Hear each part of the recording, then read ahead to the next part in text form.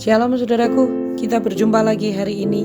Saya percaya karena kasih dan kemurahan Tuhan, maka kita ada sampai hari ini. Saudara, saya diingatkan tentang bagaimana dahsyatnya Tuhan itu menciptakan kita.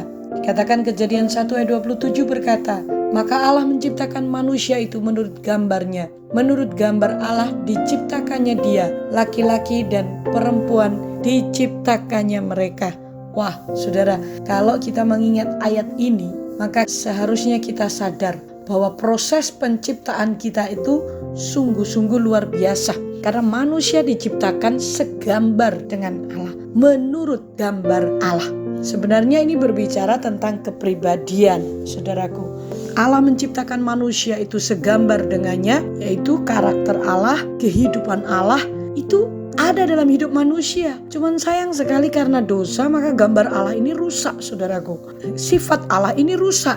Nah, ketika kita menyadari bahwa penciptaan kita itu adalah dahsyat dan ajaib, seperti yang dituliskan dalam Mazmur 139, maka saya yakin dan percaya yang keluar dari hidup kita adalah ucapan syukur. Karena kita diciptakan dengan kreasi yang maha dahsyat. Karena kita diciptakan menurut gambarnya. Itu adalah suatu tindakan Allah dengan maksud kita itu memiliki karakter Allah, itu tubuh, jiwa, dan roh, saudaraku. Sehingga kita ini bisa berkomunikasi dengan Allah. Komplit istilahnya begitu, saudaraku. Allah memang ingin berkomunikasi dengan kita. Nah, sejak manusia jatuh dalam dosa, komunikasi manusia dengan Allah itu terpisah karena dosa.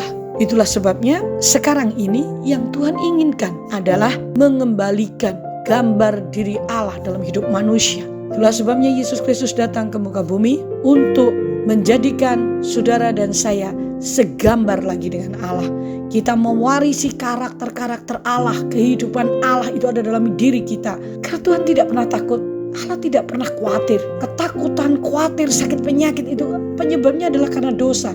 Dan Tuhan Yesus datang ke muka bumi untuk mengembalikan kita pada kodrat ilahi. Sehingga saudara dan saya harus tahu bahwa alam maut tidak lagi menguasai kita. Maksudnya dia tidak berhak lagi atas hidup kita.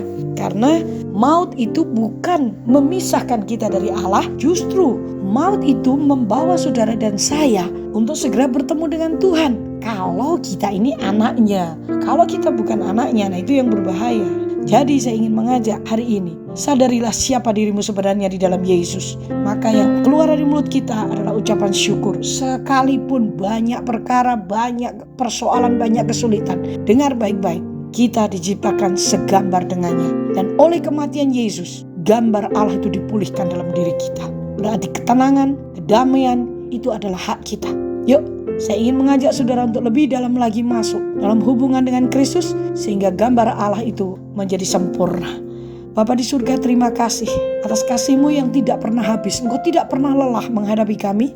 Engkau tidak pernah lelah untuk membimbing tangan kami, sehingga kami menjadi anak-Mu dan kami segambar dengan Engkau. Kami percaya hidup kami ada di tangan-Mu dan kami adalah orang-orang yang lebih daripada pemenang. Dalam nama Yesus kami bersyukur. Amin. Sampai bertemu, Tuhan memberkati kita dengan kekuatan yang daripadanya. Amin.